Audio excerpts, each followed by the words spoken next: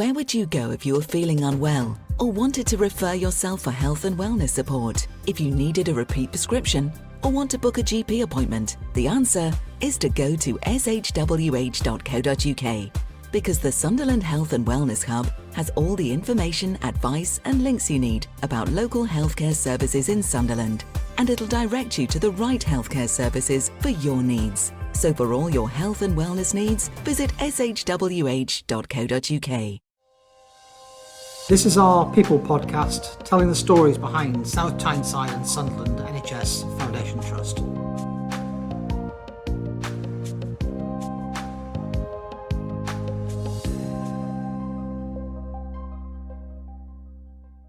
Hello, my name is Fiona Thompson and welcome to this episode of our People podcast. I'm a Communications Officer with South Tyneside and Sunderland NHS Foundation Trust, and before we kick off today I just want to let people know that we are now a double award winner.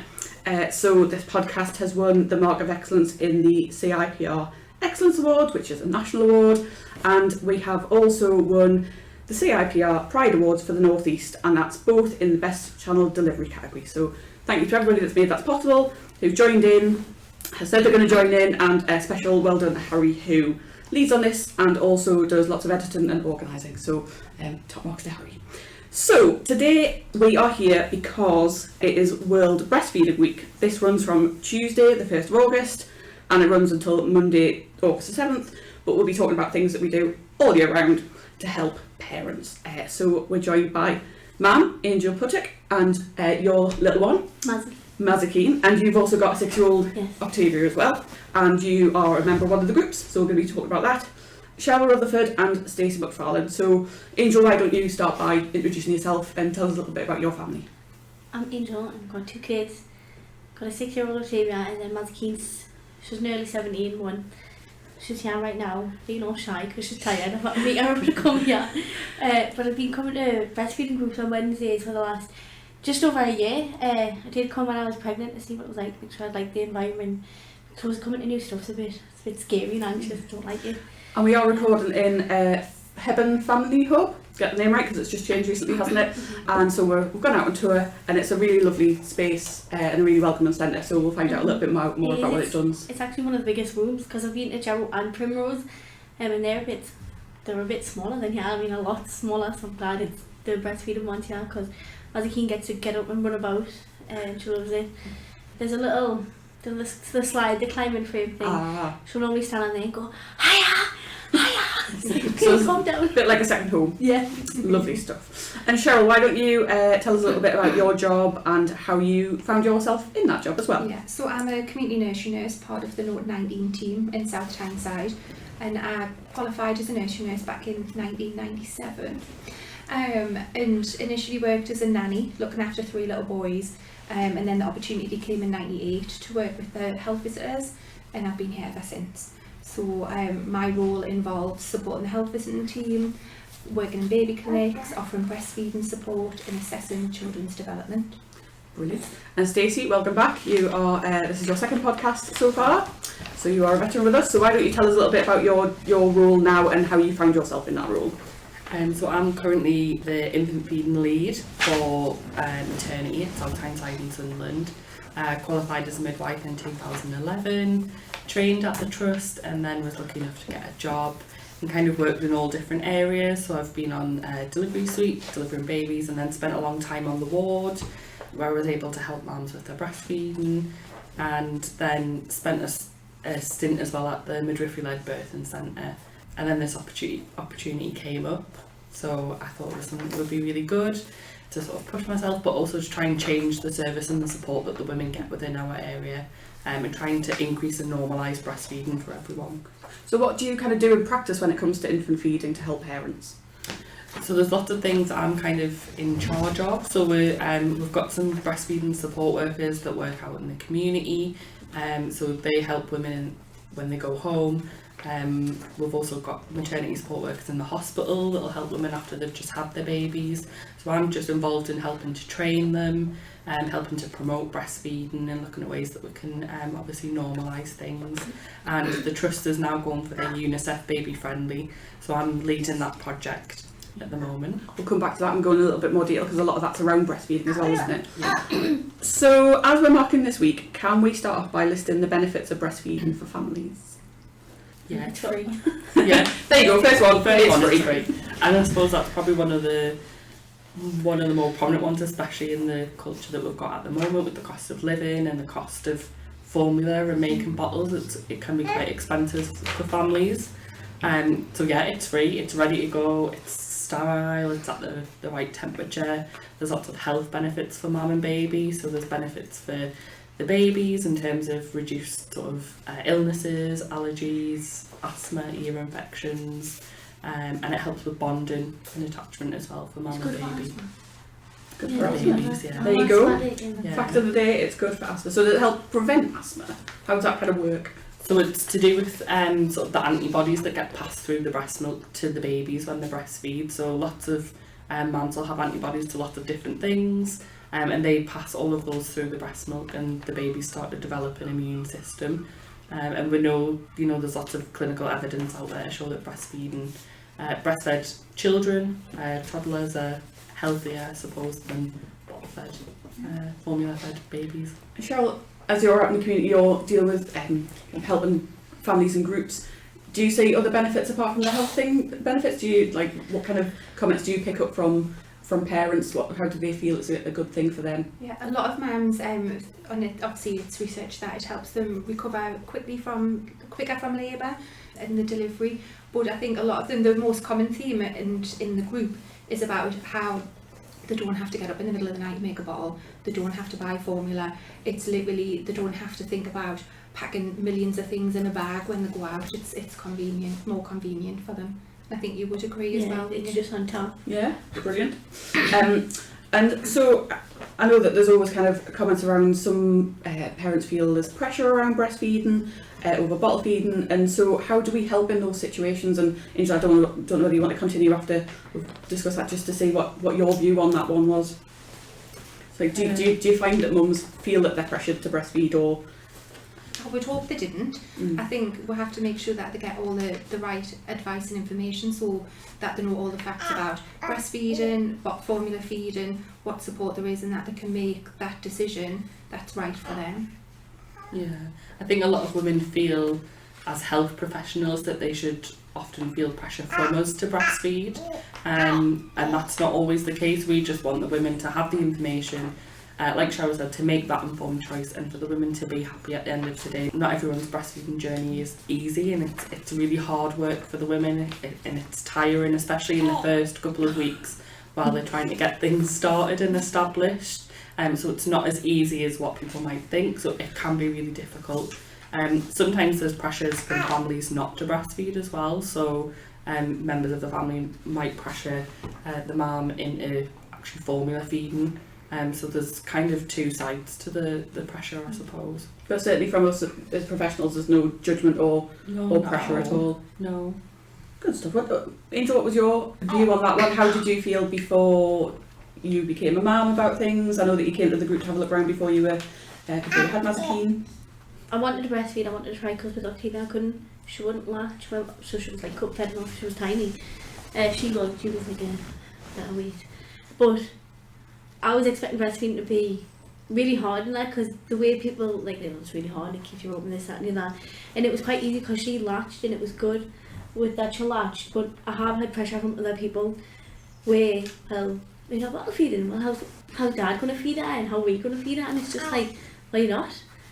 This is what I want to do, and it's beneficial to her, and it's my baby, my body, and what I want to do is what I say goes.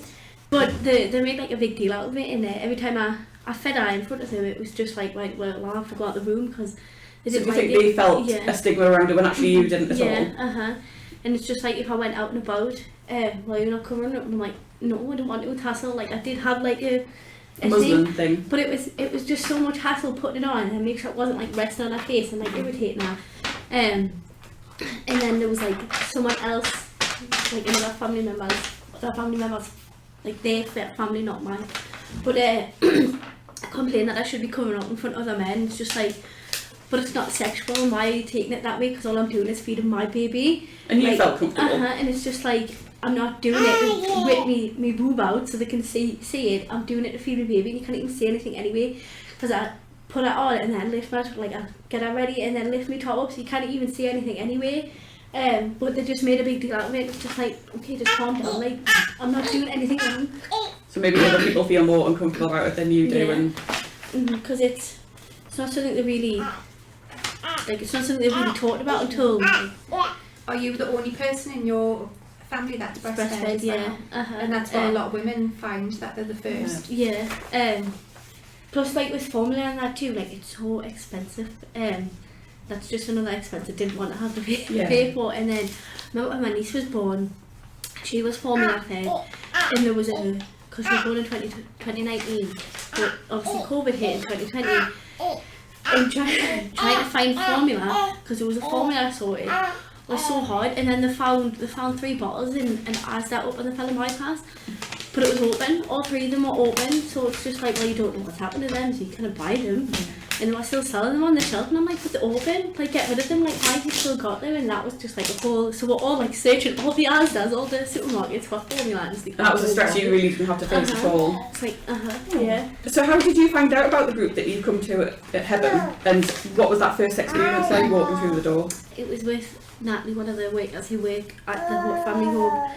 I was really anxious, because I didn't know what it was going to be like, and then, like, obviously when people have been coming to a group for a long time, they tend to, like, make their own little friends, don't they? But it wasn't like that. I came and it was alright, and like everyone spoke to you, and it was really nice. And then when I did come with the baby, everyone just spoke to you, because you can go to some groups and you'll just have moms who separate themselves, and you just sat there like, oh, okay, it's like I'm not coming back out, am I? Because it's not a great environment. But and I've been coming for over a year now, and everyone just, and then when you've got like a new mom, like, you try to engage them into the conversation so they feel okay, because it can be anxious. And there has been like a couple of new moms who've come who've just sat there not knowing what to do, and I'm like, alright, like, you put yourself in that situation, you haven't been there before.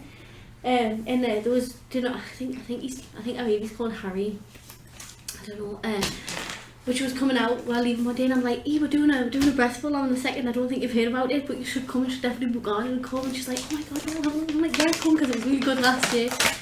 And then I've like shared the Facebook post on the wall, and let's go and try come. Cheryl, when you host these sessions, what kind of atmosphere do they have? What's the kind of the things that you provide for them? What are these sessions like for somebody who's never been to one before? Yeah. So obviously it can be really scary coming in to a new space, so we'll try, and I think it sounds like we have made it quite warm and welcoming. I've been to one, it was absolutely lovely. Yeah. I felt, even as somebody who wasn't a mum, I felt very at home and very welcome, and everyone was really, really lovely. So there tends to be 2 staff, so there tends to be someone from the trust and someone from the family homes, because we're working in partnership. So we literally have loads of mats and play mats on the floor, loads of toys, baby toys, toddler toys, and we're all just generally sit around in a big circle, or just sit on the floor. We've got feeding chairs, and it's just really informal. I think some people are put off the groups because it's advertised as a breastfeeding support group, so they think they only come if they've got a problem.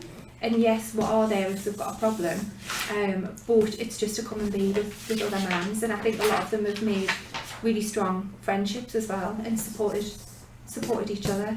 And there's a real, obviously, benefit of mothers from having mother support as well as professional support. Stacey, I think you sometimes pop into them with your colleagues, is that right? Yeah, so we've been to a couple since I've been in post, and we're just trying to build that relationship up so we can signpost to women. Anyone that comes to our infant feeding class, we put it up at the end and let them know where the classes are across South Tyneside and Sunderland, and let them know that they can pop in antenatally before they have the baby, just to see what the group's like if they wanted to attend it. But I think Cheryl's right, a lot of people think because the word support's in there that they can only go if they've got a problem, but it seems as though it's a good little group, and they've it's made a bit of social. Yeah, lots of friends. And it's just a little social group for mums who are breastfeeding, because it can be really isolating as well, especially like Angel said, she was the only one in her family who breastfed, so she's had nobody other than the group really to support her with that feeding. And I guess, is this all geared towards improving our breastfeeding rates overall? Because what are they like in the North East? Are they like comparable to other areas? I know, putting you on the spot a little bit, but so in the North East it's one of the lowest breastfeeding rates within the UK, and the UK is one of the lowest in the world as well in terms of breastfeeding. So we usually sit around about, I think it's like 29%, 29% in terms of people who continue to breastfeed, and compared to other areas who have got other things in place. So that's why the UNICEF is going to be really important. We've noticed that by getting on board with the UNICEF Baby Friendly project, that actually has helped to increase rates by about 20% in other areas across the country. So we're hopefully going to try and replicate that. Because I guess is the reason why people kind of twofold, is it kind of like people are struggling to, but also are there other reasons that people feed back to you as well? I think sometimes, and it's been noted in quite recently, that a lot of women stop because they don't feel like there's enough support. I think there's various factors, family support, like pressures from the family about, like Angel said, about partners and families.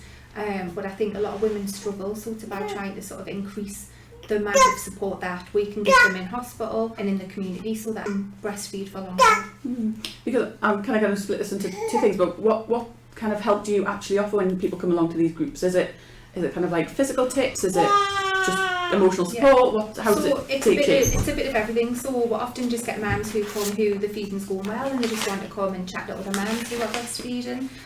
We'll also get mums who come and they're experiencing a couple of little problems. So we can take them one-on-one and sit with them and observe a feed and sort of give them some hints and tips of things that they can try. But if they needed more support than that, we can go out and visit them at home as well. Just so they've got that kind of privacy and safe space. That support, and that support can be with them for as long as they need to be as well. And Stacey, what kind of conversations happen with parents when they're expecting? Where do these conversations how early do they start? So they usually start during their pregnancy, so the community midwife would discuss breastfeeding with them, discuss the benefits and just talk to them. A lot of women, and sometimes they've already made that decision how they want to feed when they find out they're pregnant. Some women are unsure, so really it's the community midwife that gives them all that information. We've also got infant feeding classes at the moment which are held at our birth centre at South Tyneside.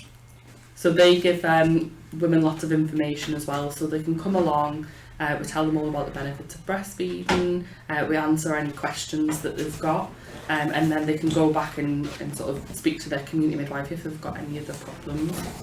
And what kind of conversations do you have with first-time mums compared to mums who've already had, or parents that have already had children before? Like, do they have different kind of views on things? Sometimes I know that obviously Angel, you've got your own experiences as a mum of two, but do you tend to hear kind of different kind of comments from parents at different stages of their kind of size of their family?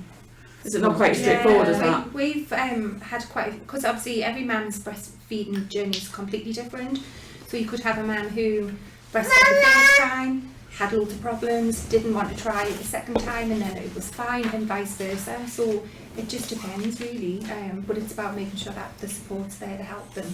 Yeah, because I guess some might feel their experience the first time around wasn't so great, and it has a bit of an impact on their second or third time around. Definitely. And so what kind of support kind of offered in the lead up to the birth and the days and the weeks afterwards? Because I know that different people get involved at different stages. Yeah, so obviously, like I said beforehand, you've got your community midwife who you can discuss your breastfeeding with. You've got the classes that you can book on and attend at the birth centre.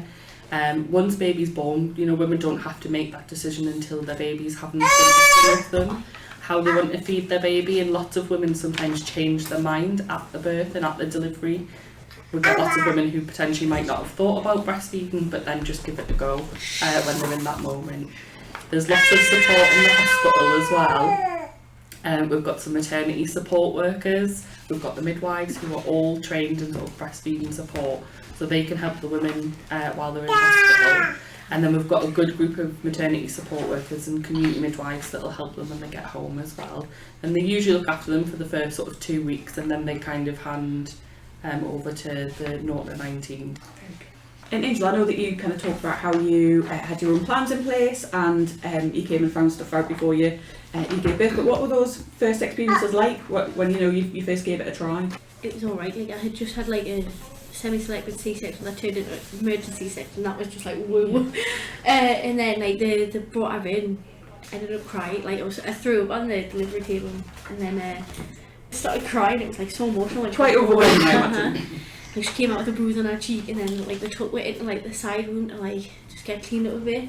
and like they put her on, and it was just like, oh god, it didn't like it did like it hurt like the first like initial like couple of days week, which that throws a lot of people off actually, because it does hurt, and and not many people know you can get like the cream gel thing to help with the pain and that, because there was a couple of Chris's friends who were having babies, and I was like, if you're looking at breast, you're just like, yeah, and I'm like, well, get this cream because it'll be good for you. Right, okay. And then like they took a picture of it and everything, which I took it to the hospital with this. So what's that, Stacey? I don't know, was it going to It's be? the Lanish. Lana, it's like a lanolin cream. So Right. because often mums who haven't breastfed, they can get sore or cracked nipples, so it's just cream that helps to soothe it and helps it to heal. I mean, you were quite surprised that it happened quite easily, because I think the kind of the societal pressures are that it's going to be really hard, it's going to be difficult, you're going to struggle, probably setting people up to kind of on the back foot already. Well, it was me, Octavia's auntie, who had a baby in October, and she tried to breastfeed and it hurt, and she stopped doing it because it hurt, and she wished she'd stuck it out because she didn't realise how bad it was going to be. And I was like, oh, there was this cream, and she's like, I wish I knew. And I'm like, I know it's like it's hard. Like, when I was in hospital, like she cluster fed, and that was like a lot. I was like so done in and demented because she just fed all night, and like the nurse helped her, she was like laying down, she was on my side. She's like, yes, it's cream, just put this on, it'll help. And I was just like, okay. And then I put the cream on for the first month or something, and then I never really needed it much after that till she got her teeth through, and her teeth came through, and I'm like, oh, right. A different experience altogether. Yeah. And how have you found it a benefit to you? When I go out, I don't have to worry about feeding her. So if she wants bed, I just get the boob out and be like, want booby? It's like, yeah. Because like we shop at the Metro Centre and Costco, and obviously that's like a trick. When we're parked up, I'd get her out and then feed her, so when I'm out and about, she doesn't need fed, and if she does, like there's breastfeeding rooms now actually at the Metro Centre, which is really kind of. Oh, that's good to know. And there's also like a bottle warmer and that, so it's separated from like the normal bit. But it wasn't worrying that I needed to take like hot water to heat it. So you found businesses are kind of a little bit more set up and a bit more switched on to helping people now, which presumably makes it a lot more easier when you're out and about, just to know that you've got somewhere to big time, peaceful. yeah. Great, that's really good. We'll have to keep an eye out. I know that I saw a sign, I think it might have been in Marks Spencer's the other day, saying they were breastfeeding friendly. So there's one in Next in the Metro Centre actually. I think it's upstairs in the kids' bit, but it's in the little corner, and it's like cut off from the rest of the shop just to have like a quiet space. There's also bottle warmers in there too, which is nice to know. Like, but they've got two in the Metro Centre. I don't know if there's a third because I've only noticed two. There's one next to Marks and Spencer. The Metro Centre's getting a good shout out here for Mum's Money. And then there's one next to Claire's Accessories, like the big one, and like they've got, so if you've got older kids and you're trying to feed the baby, there's like a gaming computer thing, like it's a big screen, and just interact with that, and it's pretty cool. And have you felt it's made a difference to your relationship with breastfeed as well? Oh yes, like I'm so much closer with her. Like Claire's mum or my dad, and like it took her a long time. It took her a long time to even go to anyone else. To be fair, like with like grandma and granddad, like she'd go to them, but you know, she was like asleep or something. She'd wake up instantly and be like, "Well, you're not my mum," and just start screaming. So it's got a really closeness with you, but then it's difficult for other people sometimes. Like when she's like ill too, like she doesn't want no dad, which can be a bit of a pain sometimes because it's just like, oh my god, please just give us 5 minutes. But then I know what she needs is right now, so it's just like, well, how could I go pee-pees? And Cheryl, I don't know whether you want to, because I know you've talked about the Heben groups and there's a couple of others. Do you want to give us a rundown of what happens where? And yeah, so at the minute in the borough there's just 2 breastfeeding support groups. So we'll have one on a Wednesday morning 11 till 12 at Heben Club, and on Friday morning 11 till 12 at All Saints Family Hub, which is in South Shields. So they're the 2 at the minute, but hopefully there may be more to come. And I should point out there's lots of other stuff available in Sunderland, but it's a different team, isn't it? Yeah. So I'm sure we'll share some details about them as well. So what kind of feedbacks do you get about the sessions? How do parents feel that they help? We get loads of positive feedback, and I think the proof and evidence is that mums keep coming back every week. They say that it's made them feel more confident with the feeding. Some of them use the group as the first experience of feeding outside of the home as well, and being around other mums, because they know that everyone's either doing the same or have done the same, so they don't feel as sort of anxious about doing it. And then we get mums come in with 2nd and 3rd babies as well. So it's just a really friendly, nurturing, supportive little environment. Brilliant stuff. And so, because we are here to mark World Breastfeeding Week, what celebrations are already underway? So what's going out and about in the community, but also, Stacey, what are you doing in the hospital? Do you want to kick us off, Cheryl, and Stacey can pick up? So the first event in South Tyneside is on Wednesday. Which will be on the same day that this podcast goes out, so we're having a Breastival. So it's a festival to celebrate breastfeeding. And we did our first one last year. We had a really lovely sunny day last year, and I don't think it's going to be the same. I think you this might be year. lucky. Yeah. So it's just a range of activities. So we've got a company coming in to do some singing activities with the babies and the mums. We've got Karma Yoga coming in to do a relaxation and stretching session. We've got messy play. We've just got loads of activities, and we've got a giant cake and some fruit to balance it out. Because obviously that's how so that's for Breastival. And then on Friday we'll have a brunch. So it's a smaller little affair at All Saints. And that's cake and fruit and just celebrating women's breastfeeding. Brilliant stuff. And Stacey, what we're doing in our hospitals and out with our community midwifery teams? So in our hospitals we've got some gifts to give to our mums who are breastfeeding. So we've got some milestone sort of token magnets that the women will get after they've had their babies and they've given that first breastfeed. And then we've got other milestone magnets for the community staff to give out. So those women who have continued to breastfeed, they'll get a gift at 1 week and a gift at 2 weeks. I've seen those, they look absolutely fantastic. Yeah. They're very sweet. I think they're a lovely thing. Fantastic. And obviously, I know you kind of promote kind of skin contact in hospitals and things like that. I guess does it all kind of wrap up into developing those close bonds? Yeah, so it's really important. Skin to skin is important for everyone to do. But I suppose it's that first time when they get that baby on their skin, and the baby will just naturally tend to go to the breast. So yeah, it's something that we tend to try and promote as much as possible. Because you've already mentioned it a couple of times, we are applying for the UNICEF UK Baby Friendly Initiative. I've got all the words in the right order there. So why don't you tell us a little bit about that, because I know it's just kicking off, isn't it? Yeah, so we've just started our journey as a maternity unit in terms of becoming accredited for UNICEF. So we've just signed our certificate of commitment officially yesterday, which we were awarded with some of the senior members of the team. And we're going to be working towards the different stages, so it goes into 3 stages. So we've got a stage 1 sort of assessment in November, where we've got all of our planning, and it just really entails a lot of training for staff and updating and making sure that mums are getting the same information across the board from all sort of members of staff. And we've just found out recently that actually the health visiting team, the 0-19 team in South Tyneside are also going to start their fantastic. UNICEF journey. So Congratulations, we're Cheryl. going to be doing all of that together. Brilliant, because I should also give a special shout out to our neonatal team, who are a little bit ahead of you, aren't they? Yeah. And they're making great strides, and I know a tremendous amount of work goes into it. I think you probably know that firsthand, but we'll certainly be sharing some more information about that. And it will. The whole point of it is to just give little ones the best possible start in life. Yeah. And a lot of it's geared around breastfeeding and things as well, isn't it? So so it's mostly geared to breastfeeding, but there is information about sort of responsive formula feeding. A lot of it's to do with baby development and brain development and building those relationships. With the evidence that's coming out, it's really important that moms have strong, and dads have strong relationships with their babies right from the get-go. very good. And so where can people find out more information online if they want to read more or find out more about what we do across our whole trust, really? Is there any way you would direct them to?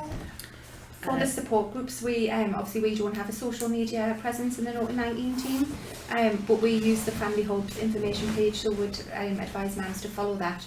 And I think the maternity have a Facebook page. Yeah, we have a Facebook page, so we try and keep on top of sharing things from across both Sunderland and South Tyneside in terms of the Family Hubs, what's going on, and the groups. So we tend to share lots of information on there and direct the women to those other pages as well. Brilliant stuff. Angel, I'll give you the final word. What would you say to anybody out there that's struggling and just feels like they need that little bit of extra support?